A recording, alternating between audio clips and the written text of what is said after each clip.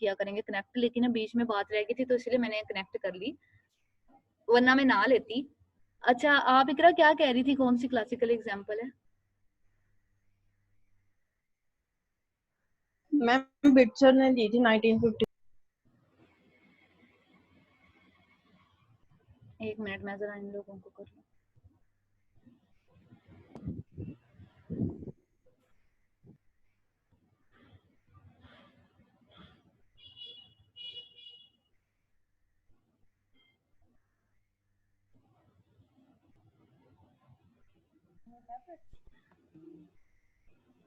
पापा 1952 में दी थी, क्या दी थी बच्चों? मुझे तो सिर्फ उसकी क्लासिकल एग्जाम्पल याद है, मतलब मैंने जो पढ़ी है या आपकी बुक में जो लिखी हुई है वो सिर्फ एक बच्चे से रिलेटेड लिखी हुई है, मदर से रिलेटेड नहीं लिखी हुई।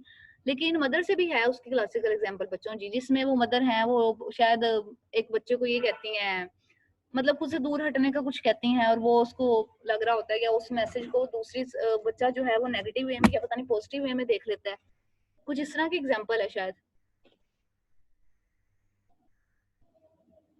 बच्चों आप लोग गायब कहाँ पे हो जाते हैं इकरा? जी मैं तुम लोग क्या आपस में बातें करने लग जाते हो? नहीं मैम आप मरियम बोल रही है, मुझे मरियम को इकरा कह रही हैं। अच्छा मरियम बोल रही थी, मुझे लगा इकरा बोल रही थी।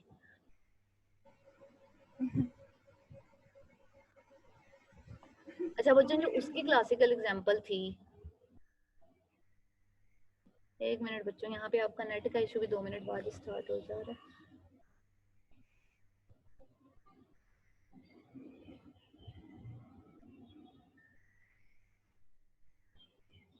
अच्छा बच्चों आपको यहाँ पे अब डबल ब्लाइंड की समझ तो आ गई है ना? BS8 यस मैम आ गई है। आपको तो लगता है ज्यादा ही आ गई यार।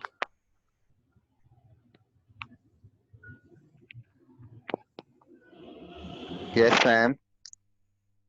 अच्छा बच्चों जो एक्चुअली बेटसन ने एक क्लासिकल एग्जांपल दी थी जिसमें एक मदर होती हैं, वो अपने बेटे को ये कहती हैं, मतलब नॉन वर्बली जो मैसेज होता है वो ये लग रहा होता है देख के कि जैसे वो उसे ये कह रही हैं कि हट जाओ या यहाँ पे मेरे पास मत आओ, लेकिन उसके बाद जब वो उसे जब बच्चा जब उसे देख रहा होता है तो उसे ये फील हो रहा होता है, लेकिन जब मदर उसे ये कहती हैं, मतलब बाद में उस मैसेज को इंटरप्रेट करती हैं तो उसे ये कह रही होती हैं कि नहीं मैंने इस तरह से नहीं कहा, बल्कि मतलब वो नॉन वर्बली मैसेज क्या था, वर्बल नहीं था, वो जो एग्जांपल मैंने बताई है इकरा ये वही है। इसमें मदर को प्रॉब्लम नहीं है, उस बच्चे को ही प्रॉब्लम है। मदर के एक्चुअली नॉन वर्बल क्लू को उसने गलत तरह से लिया, जैसे मदर ने एकदम से उसको खुशी में एक्साइटमेंट में हटाया है, अब वो हटाया जो है वो ये नहीं, उसका मतलब हरगिज ये नहीं है कि यहाँ से चले जाओ या मेरे पास ना हो, लेकिन उसने उसको इस तरह से ले लिया कि शायद वो ये कह रही है कि आप मेरे पास ना हो। उसके बाद में मदर जो है ओब्वियसली जब आपके साथ आपका थेरेपिस्ट बैठता है, फिर ऑब्वियसली वो क्लाइंट बैठता है, फिर मदर भी बैठती है, आप एक फैमिली स्ट्रक्चर फैमिली थेरेपी को लेकर आ रहे हैं, फिर आप उसको डिस्कस करते हैं, तो वहां पे फिर वो अपना मैसेज क्लियर करती हैं। क्लियर किस तरह से करते हैं फिर हमें बताते हैं कि एक्चुअली उन्होंने खुशी से ये कहा था, बल्कि उन्हें इतनी ज्यादा खुशी हुई थी कि वो इतने अरसे बाद अपने बेटे से मिली हैं और उसने कुछ रिस्पॉन्स किया। तो यहाँ पे कहने का ये मकसद है कि जब आप फैमिली थेरेपी में बात कर रहे होते हैं या फैमिली थेरेपी कर रहे होते हैं, जब आप लोगों के बहुत से कॉन्फ्लिक्ट्स हैं अपने घर वालों से भी जो कि हम लोग कह नहीं पाते, हम लोगों के भी होंगे ही, लेकिन हम लोग उन्हें बता नहीं सकते या उन्हें कह नहीं पा रहे होते, तो वहां पे जब हम लोग किसी एक थर्ड पर्सन के सामने बैठ के, आप ये कह लें कि एक अनकंडीशन एनवायरनमेंट में बैठ के वो बात बता रहे होते हैं, तो वही बात जो आपस में आपकी मिसअंडरस्टैंडिंग है वो ज्यादा क्लियरली रिजोल्व हो जाती है। ठीक है बच्चों, क्लियर है?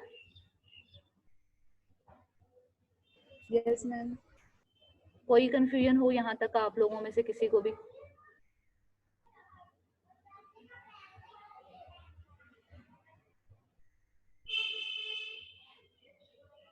आपस में ना अपनी बातें खत्म करके जरा बच्चों इधर भी सुन लें।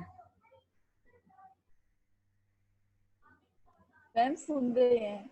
मैम मैं ये सोच रही थी कि मुझे क्या सोच रही थी आप? समझ नहीं है। हमारी बच्चों थोड़ा ऊंचा बोलें। हाँ ये हिस्ट्री की मुझे समझ नहीं है। मैं हिस्ट्री में मैंने ज्वाइन किया था। मैम आप जब हिस्ट्री बता रही अच्छा हिस्ट्री की तो आपको समझ नहीं आई? दरमियान में ज्वाइन किया था, इस वजह से मुझे उसकी हिस्ट्री।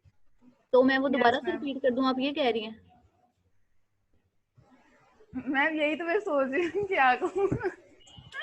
चले मैं बताएं आपको कहाँ से नहीं समझ आई, मैं वहां से बता देती हूँ।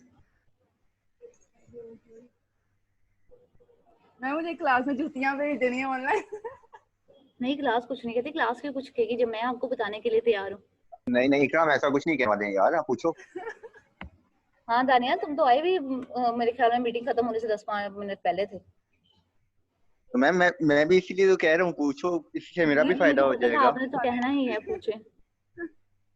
चलिए इकरा, अगर आपको नहीं कुछ समझ आया एक दफा पढ़िएगा और फिर जहां से नहीं समझ आया नेक्स्ट क्लास में चलें पूछ लीजिएगा। मैम अभी थोड़ा सा एक्सप्लेन करने वो मैम कहते हैं ना हिस्ट्री तो रिवाइज हो वैसे भी जाएगा। इतनी इतनी आसान होती है कि उसको तो समझने की जरूरत ही नहीं है, बस 5-6 चीजें हैं उनको बस पढ़ लो तो समझ आ जाती है। वाओ ही ना। क्या दानियाल आप क्या कह रहे हैं? दानियाल कुछ कह रहे थे। मैम दानियाल वैलिड पॉइंट दिया हिना ने, बट बुक्स जो सारी बुक्स हैं वो पढ़ने से याद तो हो जाती हैं, लेकिन जो लॉजिकल रीजनिंग होती है वो टीचर के बताने से ही समझ आती है। दानियाल मैं आपसे ये पूछ रही हूँ, आप मुझसे क्या पूछने, आप कुछ एक्सप्लेन करने का कह रहे थे, मैं कह रही हूँ मुझे तो बता दे ताकि मैं एक्सप्लेन करूँ, बाद में आप लोग आपस में लड़ लीजिएगा। मैम मैं हिस्ट्री की बात ही कर रहा था। मैम मैंने हिस्ट्री नहीं, जब हिस्ट्री आप पढ़ानी थी तब मैं क्लास में नहीं था, चलिए जी मैं एक दफा ओवरव्यू दे बाद देती में मीटिंग ज्वाइन की थी। हूँ। चलें यस कोई मैम। बात नहीं है, मैं ओवरव्यू दे देती हूँ। फैमिली थेरेपी मतलब इसके जब भी आप कहीं पे भी बच्चों फैमिली थेरेपी पढ़ेंगे, जैसे आप साइको एनालिसिस पढ़ते हैं या आप लोग सीबीटी पढ़ रहे होते हैं, आरईबीटी पढ़ रहे होते हैं, वहां पे आप क्लियर कट आपको किसी एक पर्सन का नाम नजर आ जाता है। फ्राइड है तो आप साइको एनालिसिस है तो फ्राइड का नाम नजर आ जाता है, सीबीटी है तो ओबियसली आरईबीटी या सीबीटी है तो वहां पे आपको उनके ऑथर्स के नेम, मतलब क्लियर कट आपको पता है कि वो चीज जो है एरन टिबैक ने दी है या उसने दिया जिसने भी दिया, मतलब उनके नेम नजर आ जाते हैं। लेकिन जैसा कि हमने फेमिनिस्ट थेरेपी में पढ़ा था, वहां पे भी कोई क्लियर कट या कोई एक पर्सन नहीं था जिसकी सिर्फ कंट्रीब्यूशन थी। इसी तरह फैमिली थेरेपी में कोई सी एक पर्सन की कंट्रीब्यूशन नहीं है, बल्कि काफी लोगों ने मिलकर काम किया है जिसकी वजह से फैमिली थेरेपी डेवलप हुई थी।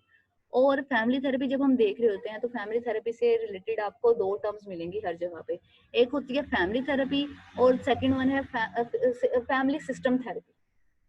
फैमिली थेरेपी में हम लोग सिर्फ और सिर्फ देख रहे होते हैं कि आपके जो फैमिली के कॉन्फ्लिक्ट्स, मतलब कॉन्फ्लिक्ट्स तो हैं लेकिन वो सिर्फ जो उनसे रिलेटेड जो आपकी साइकोलॉजिकल प्रॉब्लम्स हैं सिर्फ उनको रिजोल्व करना होता है।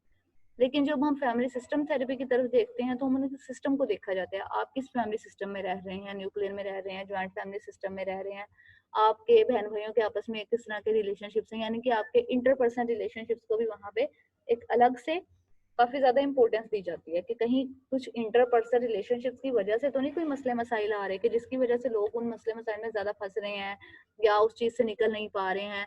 तो इसीलिए फैमिली सिस्टम थेरेपी को देखा जाता है।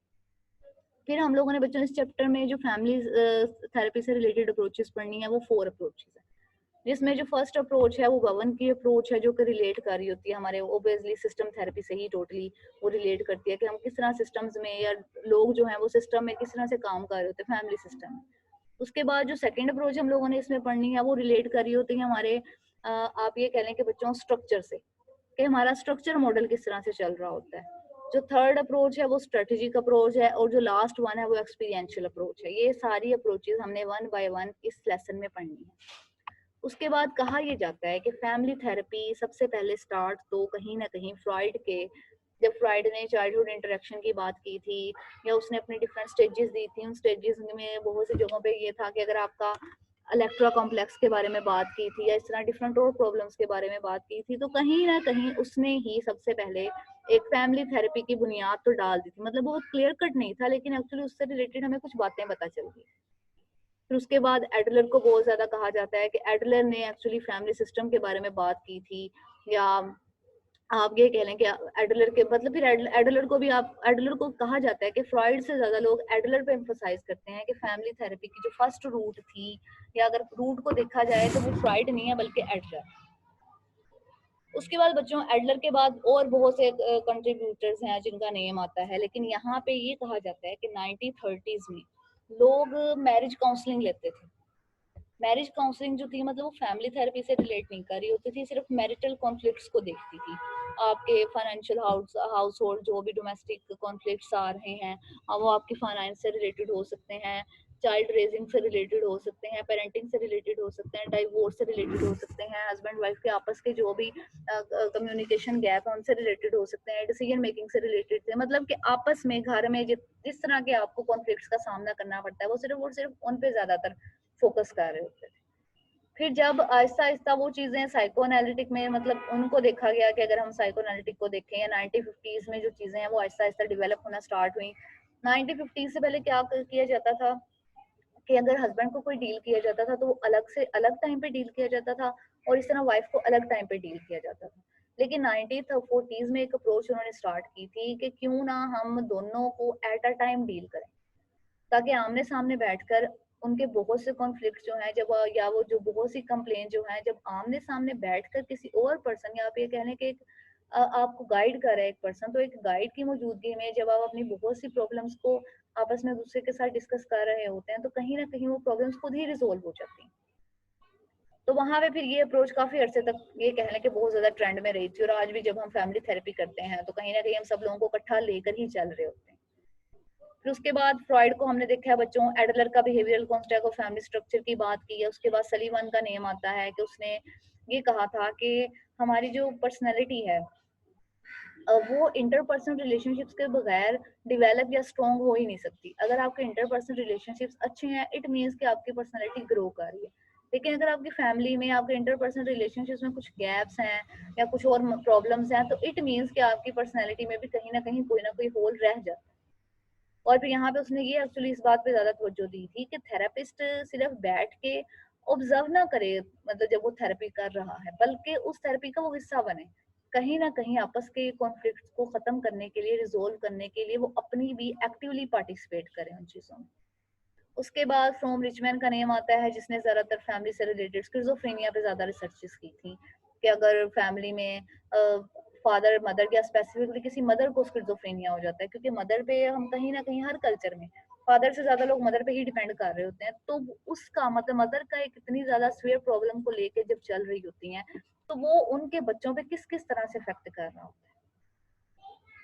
उसके बाद गोल्डन एल्पर्ट ने जो बात की थी कि एक्चुअली फैमिली में सिर्फ आप अपनी फैमिली से रिलेट नहीं कर रहे होते, बल्कि फैमिली का जो सिस्टम होता है, फैमिली का जो कल्चर होता है, बल्कि आपकी सोसाइटी का कल्चर और आपका जो इन्वायरमेंटल कॉन्फ्लिक्ट्स होते हैं वो भी आपकी फैमिली के कॉन्फ्लिक्ट्स को राइज करने में कहीं ना कहीं अपना रोल प्ले कर रहे होते हैं। उसके बाद डेवे और बेंटले ने जो उसके बाद सॉरी 11 ने बात की थी फील्ड थ्योरी की। फील्ड थ्योरी बच्चों 11 जो था वो गेस्टाल्ट साइकोलॉजी से बहुत ज्यादा एम्फोसाइज था और वो गेस्टाल्ट साइकोलॉजी के कॉन्सेप्ट को लेकर ही चल रहा था। अब फील्ड थ्योरी के अकॉर्डिंग ये था कि एक जो इंडिविजुअल है वो उस फील्ड में सिर्फ एक पर्सन नहीं है या सिर्फ एक उसकी अपनी आइडेंटिटी नहीं है, बल्कि उस फील्ड के लिए वो एज अ होल वर्क कर रहा है। यानी कि अगर फैमिली में किसी को भी कोई प्रॉब्लम होती है तो इट मीन्स उस प्रॉब्लम की वजह से सारी फैमिली को सफर करना पड़ता है। तो आप अपनी फैमिली, सारी फैमिली के लिए इम्पोर्टेंट होता है कोई पर्सन, वो फादर हो, वो मदर हो, वो आपके कोई बहन भाई हो, बच्चे हैं आपस में। चलें अगर आप अपने कल्चर की बात है, अगर हम जॉइंट फैमिली सिस्टम को देखें तो अगर आपके चाचू या दादी अम्मा को कुछ हो या चाचू के बच्चों को कुछ हो तो ऑब्वियसली बाकी सारी फैमिली भी उससे किसी ना किसी तरह से अफेक्ट हो रही होती है। यानी कि हम कभी भी चीजों को अलग करके नहीं ले सकते। तो ये सारी आप ये कह लें कि ये फैमिली थेरेपी को प्रमोट करने की सारी बातें हो रही थी। उसके बाद जो बेंटले की रिसर्च है वो उसने एक्चुअली जो बच्चों जो लिया था कॉन्सेप्ट वो न्यूटन के थर्ड लॉ ऑफ मोशन से लिया था कि हम सब लोग मतलब हर इस कायनात में या इस वर्ल्ड में जो भी एक्शन हो रहा है उसका कहीं ना कोई रिएक्शन मौजूद है। और इसीलिए जो ऑब्जर्वर होता है वो सिर्फ एक ऑब्जर्व नहीं कर रहा होता चीजों को, बल्कि वो जिस चीज को ऑब्जर्व कर रहा होता है, मतलब वो बिहेवियर है, वो आपके काम है इर्द गिर्द की, आप बेशक नेचर को ऑब्जर्व कर रहे होते हैं, तो उस ऑब्जर्वर और ऑब्जर्व की हुई चीज के दरमियान एक रिलेशनशिप डेवलप हो रहा होता है। अगर फैमिली में कोई प्रॉब्लम है या किसी फैमिली मेंबर को कोई प्रॉब्लम फेस करना पड़ रही है, बिहेवियरल है, फिजिकल है या कोई भी प्रॉब्लम है, तो ऑब्वियसली जो बच्चे या जो लोग इर्द गिर्द के लोग उसे देख रहे हैं वो उन पे भी इफेक्ट कर रही होती है और इस इफेक्ट की वजह से वो भी उनसे फेस कर रहा होता है। ये कुछ बातें थी जो कि बिहेवियरल कॉन्टेक्स्ट में आती है। उसके बाद एकरमैन का नेम आता है। एकरमैन ने भी फैमिली थेरेपी के लिए बेसिकली बहुत ज्यादा काम किया था। वो एक चाइल्ड साइकेट्रिस्ट था और साइको एनालिसिस में ट्रेंड था और ट्रेडिशनल अप्रोच को उस वक्त बच्चों यूज करते थे। वो ट्रेडिशनल अप्रोच क्या थी, तब ये देखा जाता था कि जो साइकेट्रिस्ट है ना, अगर आप किसी एक फील्ड में स्पेशलाइज्ड हैं तो आप उस पर्सन को खुद देखेंगे, लेकिन उसके साथ आने वाले जो भी उसके केयर टेकर हैं, मदर हैं, फादर हैं, किसी और बहन भाई के साथ आया या किसी के साथ भी हुआ है, अपने फ्रेंड के साथ आया या कोई भी पर्सन है, उस पर्सन के साथ या उस पर्सन से जो भी हिस्ट्री लेनी है, जो भी इंटरव्यू को लेना है, वो साइकेट्रिस्ट ने नहीं लेना, बल्कि वो एक सोशल वर्कर ने लेना। तो आहिस्ता आहिस्ता जो एकरमैन है उसने इस अप्रोच को बिल्कुल ही खत्म कर दिया। उसने ये कहा था कि जो पर्सन उस क्लाइंट का इलाज कर रहा होता है या क्लाइंट को ट्रीट कर रहा होता है, सिर्फ उसे ही दूसरे पर्सन को भी ट्रीट करना चाहिए या उससे अपनी सारी नॉलेज जो है या नो हाउ है वो लेनी चाहिए, क्योंकि उसे पता होता है कि उसके क्लाइंट ने उसे जो भी हिस्ट्री दी है वो उस हिस्ट्री के, आप ये कह लें कि in the light of that history वो उस पर्सन से ज्यादा अच्छी इंफॉर्मेशन निकलवा सकता है या ले सकता है, या इस तरह से उसकी बहुत सी बहुत सी एम्बिगुइटी होती है जो कि आप नहीं कर सकते तब रिजोल्व। तो इस तरह से जब वो उसके साथ इंटरेक्ट करता है तो इट मीन्स उसके पास एक टाइम होता है कि वो उन चीजों को ज्यादा अच्छी तरह से लेकर चले। ये कुछ लोग थे बच्चों जिन्होंने ये पार्टिसिपेट किया था फैमिली थेरेपी में। अगर आपको यहाँ तक कोई भी बात समझ ना आई हो तो इन प्लीज मुझसे नेक्स्ट क्लास में जरूर पूछ लीजिएगा। और अब क्योंकि मैंने आपसे वादा किया था मैं नेक्स्ट मैं आपकी 2 क्लासेस नहीं लिया करूंगी, लेकिन इसके बावजूद मैं ले ली। थैंक तो यू इस मैम। वजह से ले ली बच्चों के, क्योंकि दरमियान में वो हम लोग बात कर रहे थे तो मैं बहुत स्टॉप ज्यादा नहीं कर सकती। तो इस वजह से अब आप जा सकते हैं, क्योंकि मैं भी अब नई क्लास दूसरी क्लास लेने जा रही हूँ। कुछ ना समझ आया हो तो बच्चों दोबारा पूछ लेना। मैम आप इतना बोल कैसे लेती हैं? आपकी आवाज नहीं आ रही दानियाल, दोबारा बोले। मैम मैंने पूछा आप इतना बोल कैसे लेती हैं? मैं इतना बोल इसलिए लेती हूँ क्योंकि बोलना मजबूरी है बच्चों। अगर मैं आपसे पूछूं आप लोग इतना चुप कैसे रह सकते हैं? मैम तो खामोश खिदमत करने वाले लोग। हाँ जी, वो मुझे पता है आप कितने खामोश रहते हैं। ओके बच्चों, यस मैम। फिर आपसे thank you Thank you, so ma'am. Much दोबारा बताने के लिए। Thank you so much. कोई बात नहीं बच्चों, कोई बात नहीं। ओके बच्चों, अल्लाह हाफिज। अल्लाह हाफिज मैम।